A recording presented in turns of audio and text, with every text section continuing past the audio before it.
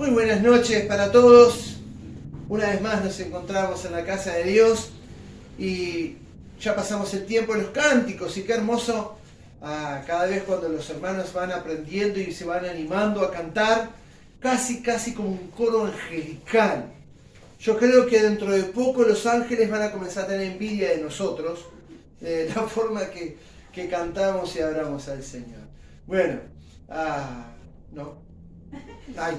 Bien, gracias a Dios entonces por el tiempo de alabanza y como dijimos, estamos viendo el libro de Mateo. ¿En qué capítulo? 7, capítulo 7. Estamos en el capítulo 7. Tenemos Biblias. Si alguien necesita, compramos unas 12 Biblias. Así que bueno, queremos tener para dar, para regalar a aquellos que necesitan. Bien, Mateo capítulo 7, y acabamos de cantar un himno que dice la última frase: solo en Él confío yo. Y hemos estado tratando en el Sermón del Monte varios ya jueves, de versículo a versículo, las enseñanzas del Señor Jesús en lo que es el Sermón del Monte.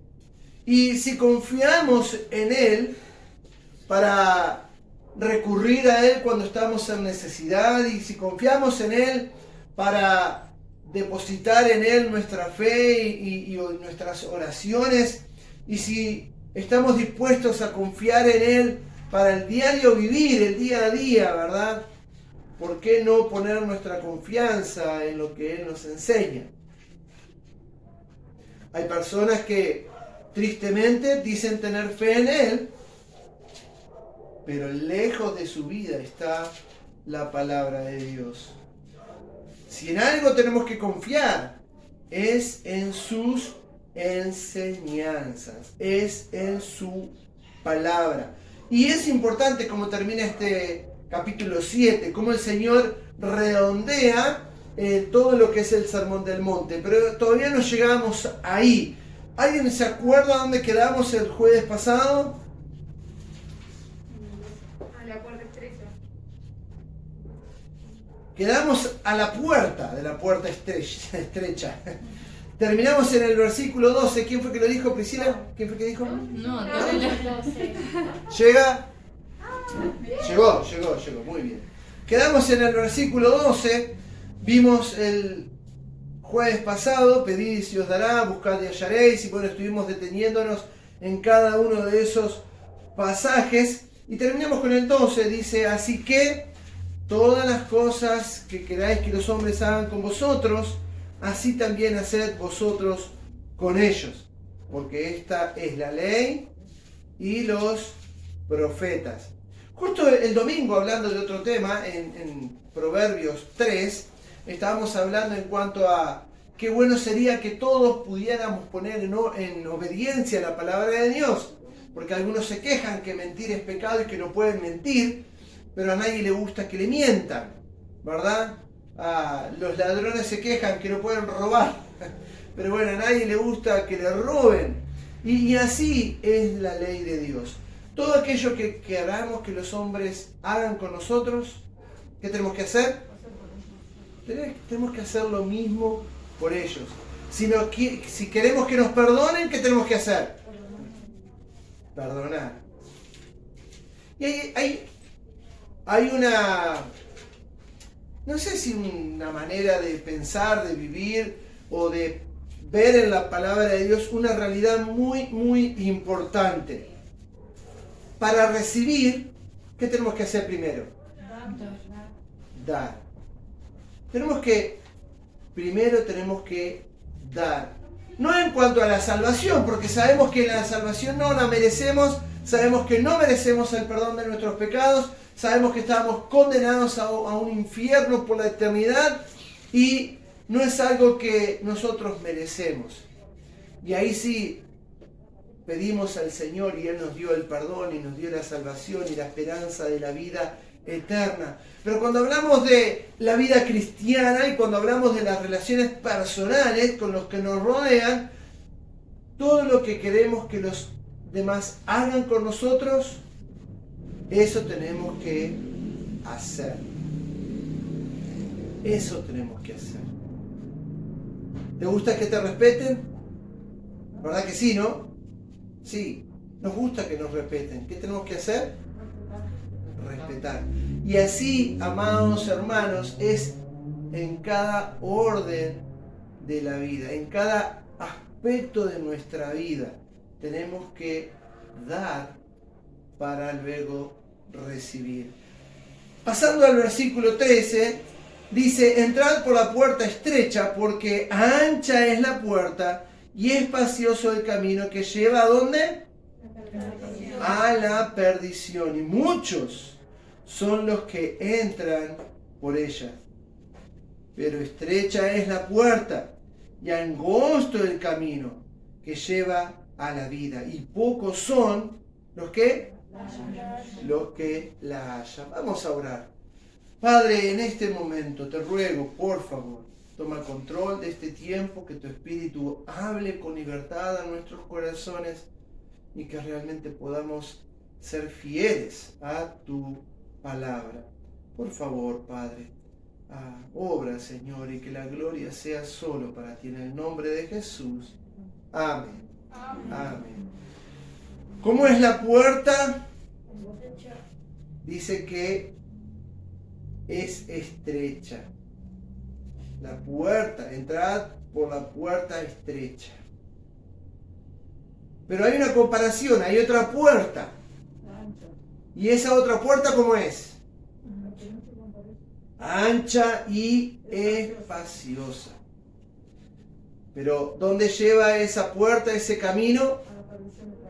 A la perdición. Y realmente estamos viviendo en tiempos donde cada vez esta puerta y este camino que lleva a la perdición se ha ensanchado aún más. Porque cada día son más las personas que le dan la espalda a Dios, cada día son más los que cuestionan la palabra de Dios, cada día son más las religiones que el hombre inventa y quiere llegar a Dios por su propia filosofía, por sus propios medios. Aquellos que apuntan a la tecnología y que son científicos o que son dueños de empresas que apuntan a la tecnología y demás, llevan todo a un punto en que el hombre ya no necesita más de Dios. Ya con la tecnología se puede proveer para el hombre casi todo lo que el hombre necesita. Y eso es una gran falacia, ¿verdad? Pero muchos están atados a la idolatría, a la tecnología, aferrándose a lo que la tecnología puede proveer y no realmente buscando a Dios según lo que la palabra de Dios enseña. Dice: entrad por la puerta estrecha. ¿Cuántos de acá ya hemos tomado la decisión de entrar por esa puerta? Amén. Si tú has invitado a Cristo a entrar en tu corazón, la Biblia en Juan capítulo 10 dice que yo soy la puerta, dijo el Señor Jesús. La puerta del redil, el que por mí entrare será salvo. Entonces, la puerta para poder acceder al cielo no es ni más ni menos que nuestro Señor Jesucristo. Juan 14:6, ¿alguien se anima a decirlo de memoria? ¿Antonella? Jesús dijo: yo soy el camino, la verdad y la vida, nadie viene al Padre sino por mí. Bien, tengo acá otra caja de bombones, pero tengo que abrirla, no vamos a cortar el mensaje. Amén. El Señor dijo: yo soy el camino, la verdad y la vida, nadie viene al Padre sino es por mí. Pero miren lo que dice la última parte del versículo: y muchos son los que entran por ella. Pero el versículo 14 dice: porque la estrecha es la puerta y angosto el camino que lleva a la vida, y pocos son los que la hallan. Nosotros ya entramos por la puerta, nosotros encontramos el camino estrecho, nosotros entendimos la palabra de Dios y invitamos a Cristo a morar en nuestro corazón, pidiéndole perdón por nuestros pecados y haciéndole nuestro Salvador. Amén. Pero, ¿cuál es el problema? Que son pocos los que hallan el verdadero camino. Son pocos los que verdaderamente hallan esa puerta estrecha. Ahora, nosotros como cristianos, como hijos de Dios, somos llamados a ser luz. ¿Verdad? ¿Sí o no? ¿Cuál es el propósito? Van a gloriarnos y que vean que somos súper cristianos y que nos hacemos los sacrosantos y que vamos a la iglesia y menospreciamos a los que nos rodean porque son indignos pecadores. No, ¿verdad? Ese no es el propósito. Somos luz, ¿para qué? Para disipar las tinieblas de los incrédulos, ¿no? Y para mostrarles la puerta. Para disipar las tinieblas a través de la fe en Cristo. Y por supuesto, para que puedan ver el camino correcto para acercarse a Dios. Nosotros, cada uno de nosotros, deberíamos ser de ayuda a que otras personas realmente puedan encontrar este camino estrecho. Y es un camino estrecho, no porque el Señor Jesús lo haya hecho difícil, no porque el Señor Jesús haya querido ocultar la puerta hacia la vida eterna y la salvación. No es así.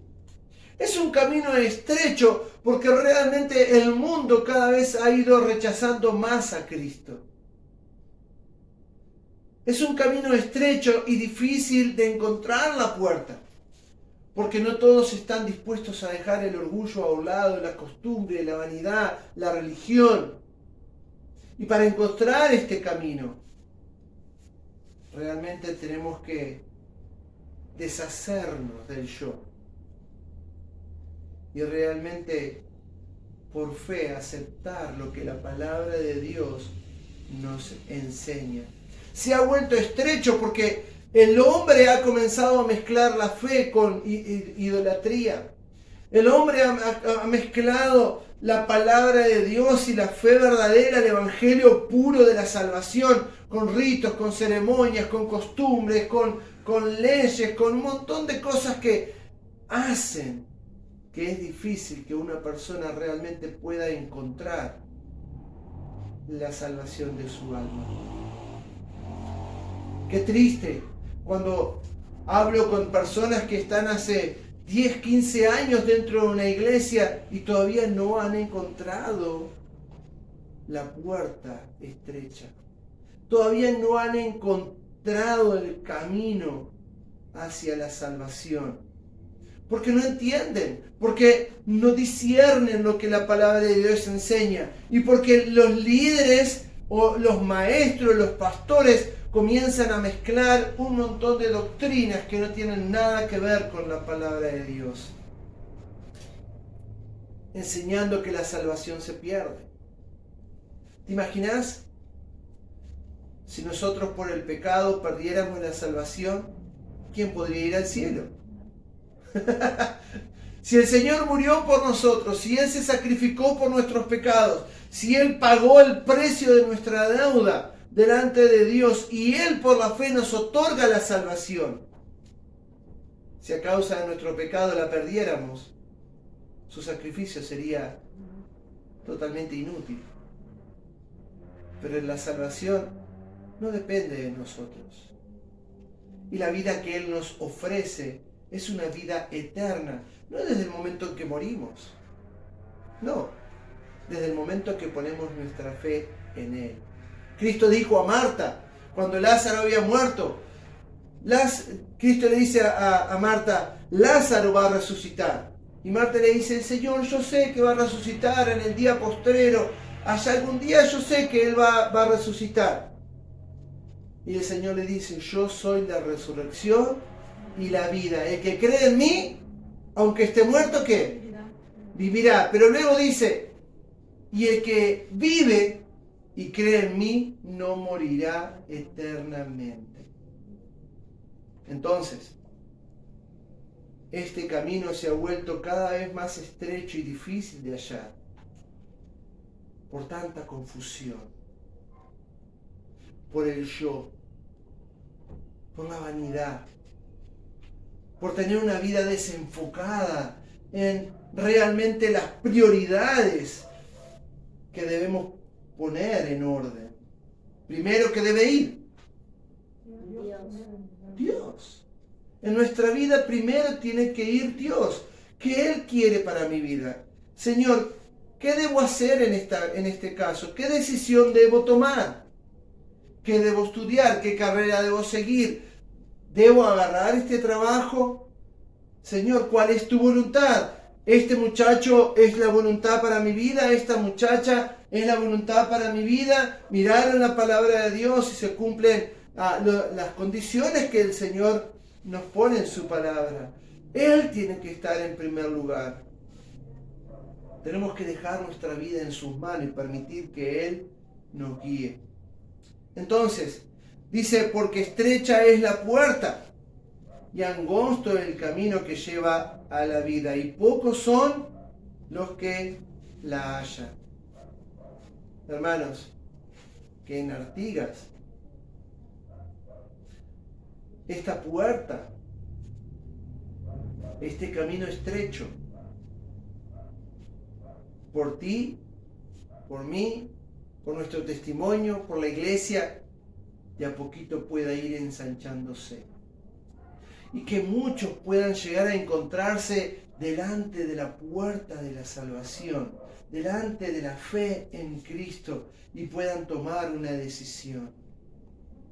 Hermanos, debemos poner de nuestra parte. Dice el versículo 15, y este es otro tema que se plantea, pero va ligado a lo mismo.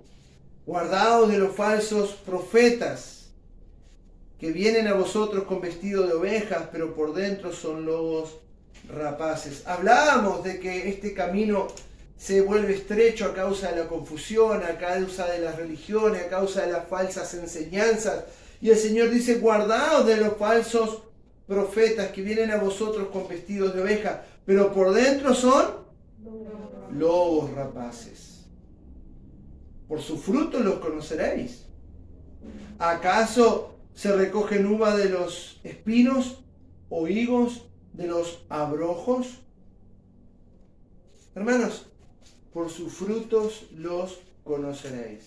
Ahora, cuando vemos a una persona que está parada adelante, como en este caso, yo estoy delante de un grupo de personas en los cuales me están observando, me están mirando, me están escuchando, pero la palabra me pone a mí en tela de juicio delante de ustedes.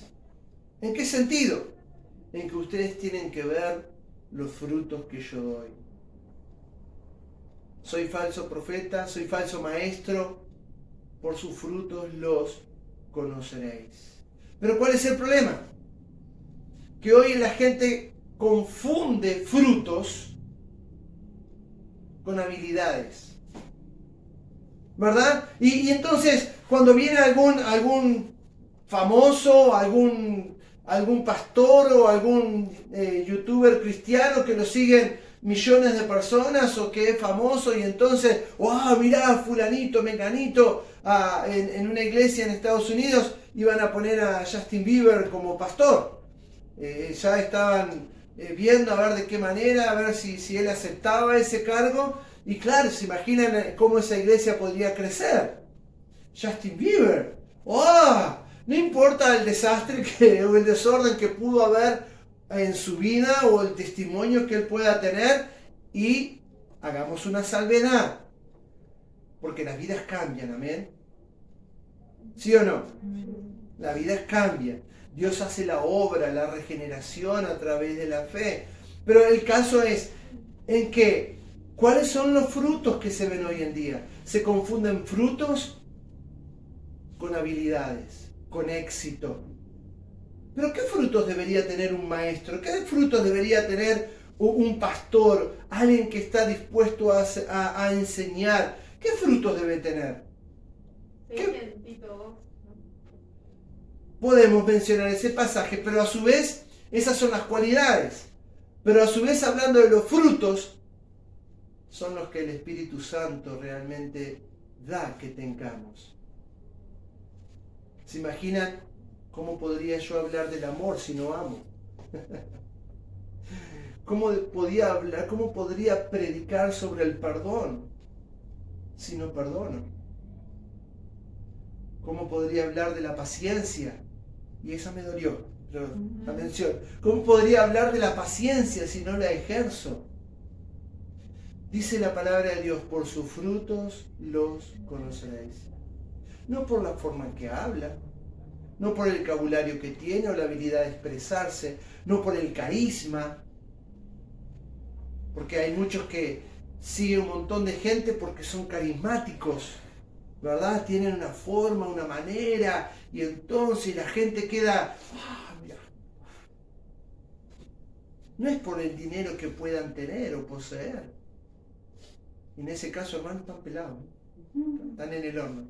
No, hermanos, por sus frutos los conoceréis. ¿Cómo se puede conocer si un pastor realmente es un siervo de Dios? ¿Cómo? Mirando su vida.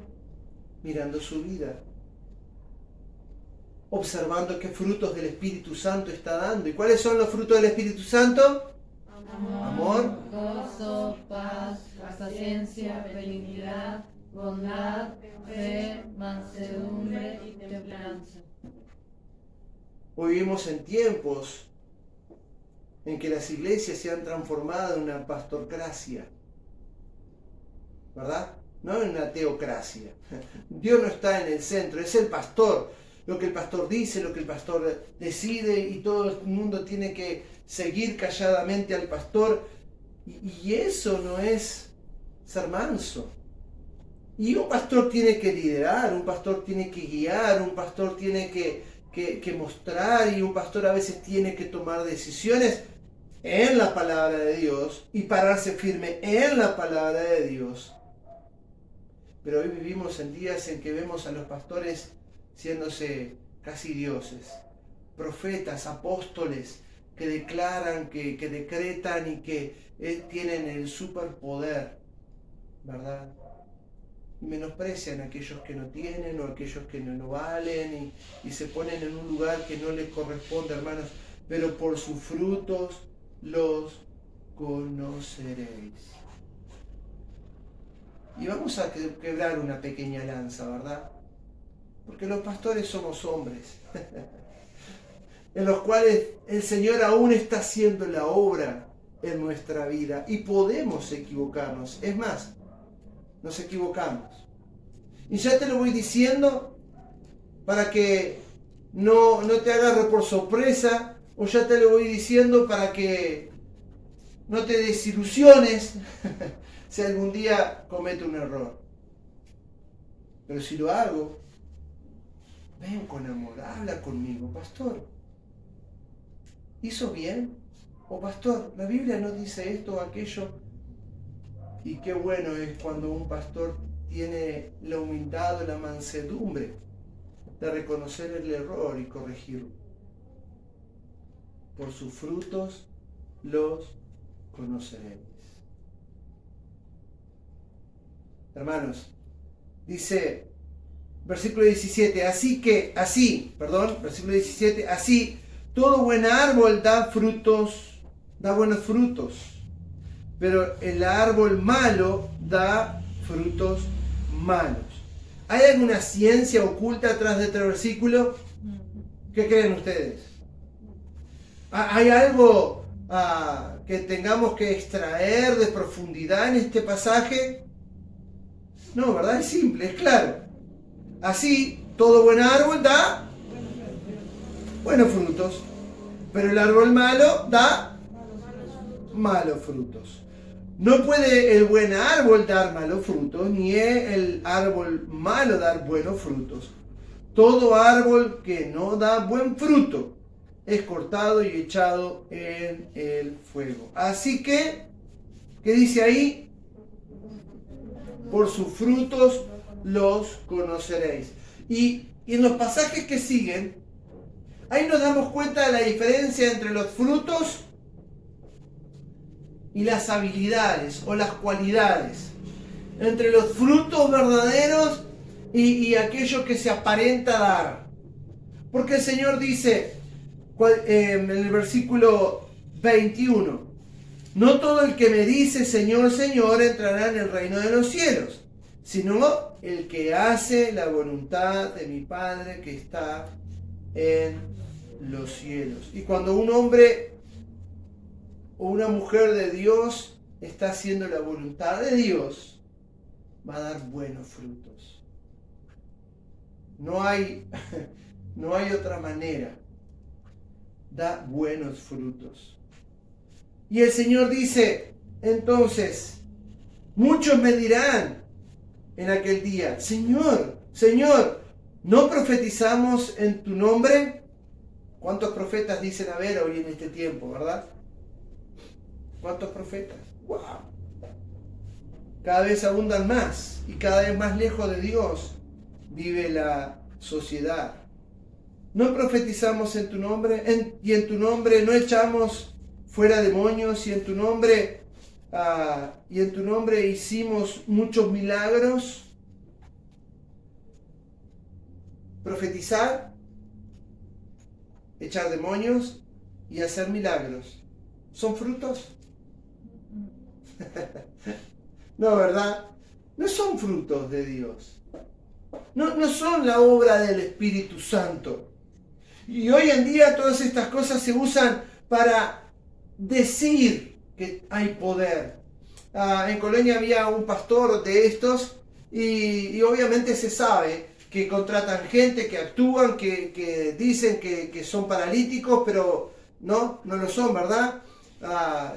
Un caso que sonó mucho en Montevideo, de una señora que siempre iba en taxi a la puerta de Pare de Sufrir, ¿verdad? Y allí se bajaba con la silla de rueda y entraba en la silla de rueda al templo. Y la misma señora siempre recibía el milagro de caminar. Ella siempre salía caminando de la iglesia y siempre llegaba en silla de rueda. Y un día un pastor encaró a uno de estos pastores en Colonia, en una de estas iglesias, y decían, bueno, no es que engañamos a la gente, sino que usamos como una palanca de fe, una motivación a la fe. Y qué error tan grande, porque ¿de dónde proviene la fe? De la palabra de Dios. Y si yo te quiero convencer por medio de engaños de lo que es la fe verdadera, por sus frutos los conoceréis, ¿verdad? La obra de Dios no se hace, y así vive tanta gente engañada y sufriendo la inseguridad de su destino eterno. ¿Cuál es la respuesta del Señor en el versículo 23? Y entonces les declararé, nunca os conocí, apartados de mí, hacedores de maldad. Hermanos, en Cristo estamos seguros. En Él podemos tener la confianza. Pero cuando viene alguien a querer enseñarnos en cuanto a la palabra de Dios y en cuanto a querer mostrarnos la verdad de las Escrituras, tenemos que tener cuidado, porque hay muchos lobos rapaces que están disfrazados. Muchos se ponen corbatas. Bueno, hoy tengo corbata. No. Muchos se ponen corbatas, muchos hablan bonito, muchos hablan bien, pero la verdad es que lo único que hacen es devorar a la gente. No les importa ponerlos en deuda, no les importan las necesidades que ellos tengan, no les importan los problemas familiares o espirituales o emocionales. Lo único que quieren es que den plata y usan palabras bonitas y hablan acerca de las Escrituras con la excusa para lograr sus propios propósitos. Su Dios dice que es el vientre. No me equivoco en Pedro. Dice que su Dios es el vientre. Su propio vientre. Quieren estar saciados. Quieren tener los bolsillos llenos. Pero la palabra de Dios no se negocia, no se comercia. ¿Cómo podemos entonces discernir y evaluar quién es un siervo de Dios a través de Los frutos. los frutos. No de cuántos milagros hace, no de cuántas profecías da. ¡Oh, mirá, tremendo profeta! Mirá las cosas que dice, las cosas que habla. ¡Oh, mirá! No es cuántos demonios echó. Y parece que hay una competencia a ver de quién echa más demonios, ¿no? En muchas iglesias. Ya a veces se deja la palabra de Dios a un lado para dedicarse a echar demonios. Pero más endemoniada cada vez está más la sociedad, ¿verdad? Porque no es así la obra de Dios. La obra de Dios se hace a través de la palabra y el ejemplo de nosotros mismos. Pero este desafío es solamente para los pastores o los maestros. ¿Qué creen ustedes? Para todos. Es para todos. Porque cuando tú te presentas a alguien como un cristiano, tiene que definirte el título, el nombre o la costumbre. ¿Qué te tiene que definir como un cristiano? Los frutos. ¿De qué sirve que digas ser cristiano y dices palabrota todo el día? ¿De qué sirve que digas que eres un cristiano si realmente no muestras amor a los que te rodean? El otro día vino un matrimonio a cenar con nosotros y bueno, estamos trabajando con ellos, animándoles, bueno, buscando que se acerquen a Dios. Y la señora nos comentaba y decía, bueno, un día yo le prometí a Dios, un día me comentó esta señora que jamás iba a ir a una iglesia por culpa de mi mamá. Porque mi mamá iba a la iglesia con la Biblia debajo del brazo y era muy santa dentro de la iglesia, pero me hizo la vida imposible, un infierno. Y yo no quiero eso para mi vida. Hermanos, muchas veces estamos dando el mensaje equivocado porque borramos con el codo todo lo que escribimos con la mano. Y a veces hablamos mucho, pero hacemos muy poquito o demostramos muy poquito. ¿De qué sirve que vayas a tu casa y que entres a tu casa y digas a tu papá y a tu mamá, papá, mamá, o a tu esposo o a tu esposa, ahora soy cristiano, voy a hacer un milagro? No. Pero es un infierno la convivencia. No hay amor, no hay paz, no hay bondad, no hay benignidad, no hay una consideración hacia la otra persona. Que eso no suceda en tu vida. Que eso no suceda en nuestra vida. Porque la vida cristiana no se mide tanto en cuánto hacemos, sino en quiénes somos. ¿Lo digo de vuelta? La vida cristiana no se define tanto en cuánto hacemos, sino en realmente quiénes somos. Hay gente que hace mucho y no son. Y hay gente que hace capaz que poquito, pero gracias a ellos el Espíritu de Dios obra, se mueve. Y por supuesto que nos encantaría y sería la iglesia ideal, que todos tuviesen el mismo movimiento, el mismo deseo, el mismo ardor, el mismo fervor. Qué bueno que sería que toda la iglesia estuviese dispuesta a orar o a dar o a ir y a invitar y a hablar. Siempre decimos, ¿no? Bueno, ¿cuántos somos hoy acá? 2, 4, 6, 8, 10, 12, 14. Amén. 18. ¿Se imaginan que para el próximo jueves? No, porque no vamos a estar, hermano, ¿no? Pueden venir a visitar a Dilsa el domingo si quieren, a tomar un té, un cafecito con Dilsa. El jueves que viene quieren venir a reunirse a orar y bueno, y orar entre los que... Amén, gloria a Dios. Si la hermana Dilsa les abre la puerta. Nah.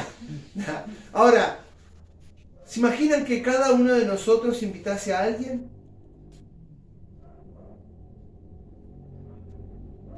Matemática, ¿no? Somos 18. ¿Cuántos seríamos, hermanos? Ah, bien. Yo dije, no quiero poner a nadie en compromiso. Seríamos como 36. Y siendo 36, que cada uno invite a otro. A uno, solo a uno. No a 10, no a 15, no traer arriando todo. No, a uno. ¿Cómo crecería la iglesia, hermanos? ¿Cómo crecería la iglesia? Pero sabemos que no todos van a obrar de la misma manera. Pero que cada uno de nosotros en primer lugar se preocupe realmente por ser, por estar seguro de su salvación, por estar seguro de la vida eterna, por estar seguro que es un hijo o una hija de Dios. Y después lo demás va a ir viniendo solito. El Señor va a ir obrando en nuestro corazón, en nuestra vida, a través del Espíritu Santo, transformándonos y ayudándonos a hacer lo que Él quiere que seamos. Pero por sus frutos los conoceréis. Y no te confundas. Cuando decimos frutos, no hablamos de habilidades, no hablamos de seguidores, no hablamos de carisma. Cuando decimos frutos, no hablamos de milagros. Cuando decimos frutos, estamos hablando de la obra del Espíritu Santo, cómo se muestra en la vida de esa persona. Que sea igual en tu vida, hermanos.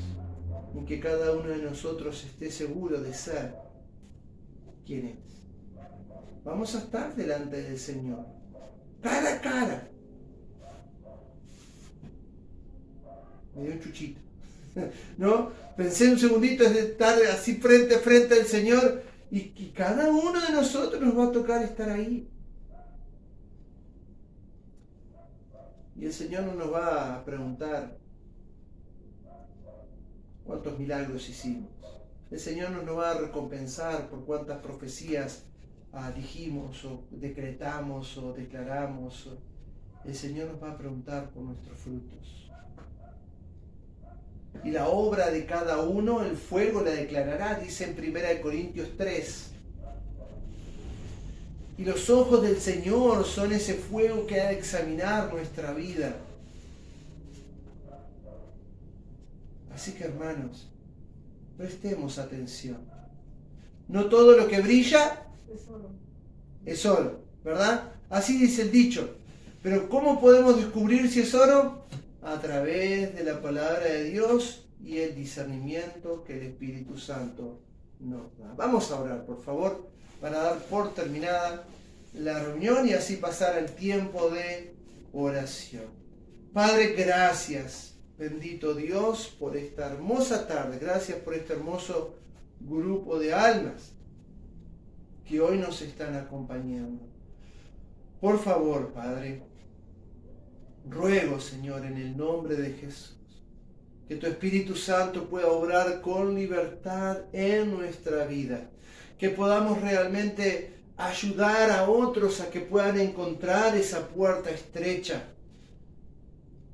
escondida dentro de tanta religión y costumbre y pecado, pero que nosotros podamos ser realmente una luz, una guía para que las almas puedan encontrarse cara a cara con Cristo. Padre, ayúdanos realmente a mostrar la obra de tu Espíritu en nuestra vida. Que realmente podamos ser árboles buenos, que puedan dar buen fruto, que pueda bendecir a los que le rodean, Señor.